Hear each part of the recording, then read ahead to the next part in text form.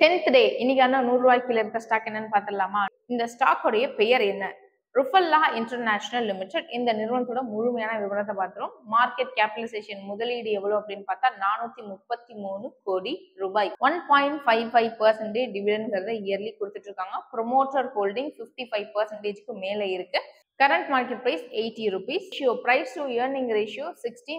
Industry P வந்து 32 இருக்கு. கடந்த வருஷம் இந்த நிறுவனத்தோட ஆனுவல் நெட் ப்ராஃபிட் எவ்வளோ அப்படின்னு பார்த்தா 26 கோடி.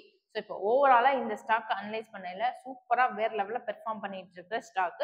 ஸோ இப்போ இந்த ஸ்டாக்கை நீங்க வாங்கணும் அப்படின்னா ஒன் டைம் செல்ஃப் அனலைஸ் பண்ணி பார்த்துட்டு இன்வெஸ்ட் பண்ணுங்க.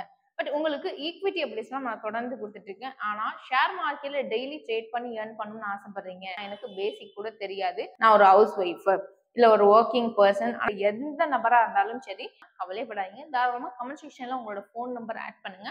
எங்களோட டீம் எக்ஸிக்யூட்டிவ் உங்களுக்கு கான்டாக்ட் பண்ணி கைட் பண்ணுவாங்க.